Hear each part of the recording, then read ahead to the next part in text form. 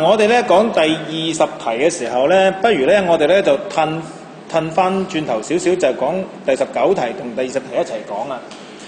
咁第19題咧，佢俾我哋嗰個 x、y 軸嘅關係咧，就應該係t 平方就對 s。咁做出嚟嘅關係咧，就變咗咧就係 t 平方y 等於 mx 咧。咁又變咗係條直線嚟嘅，但係咧，如果我哋睇翻第20題咧，佢咧就用 d 同 t 嚟到做一個關係咧，我哋咧就都係用 s 等於 ut 加2分之 at 二次啦 ，s 就係行距離，佢用 d，u 都係0啦，一開始係0嚟嘅，然後咧就再加2分之 at 二次，咁換句話講咧，我哋做出嚟咧嗰個圖像咧 y 就係 d 啦。咁而咧就等於咧就係 a over 2x 平方咁樣嘅圖像，所以就會一個咁樣嘅曲線嘅圖像嚟嘅。佢就問點樣可以解釋到小球初始係靜止？咁其實好簡單啦。當 t 等於0嘅時候，當 t 等於0嘅時候 ，d 等於0，係咪？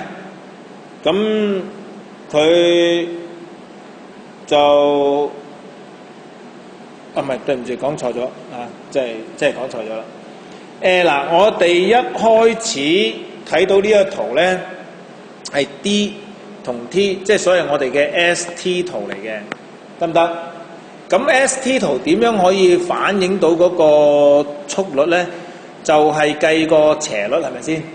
咁所以咧，我哋咧就話俾人聽咧，佢一開始 t 等於0嘅時候咧，佢嗰個斜率咧係等於0。得唔得？咁所以個答案咧就應該係咁講嘅，就係當 t 等於0嘅時候咧，咁我哋個答案應該係咁樣去表示啦，就係當 t 等於0嘅時候咧，斜率等於0，所以咧個初速係等於0嘅。OK， 我哋咧就答呢個咧，我哋咧就話喺0.8秒之後咧，我哋睇到呢個0.8秒之後咧，咁咧就個 dt 圖咧係一條直線嚟㗎，呢一橛係一條直線嚟㗎。換句話講咧，就即係表示一個勻速啦。咁如果你勻速嘅話，即係空氣，即係嗰個加速度等於0咯。咁就空氣阻力咧就係個影響就存在喺度嘅。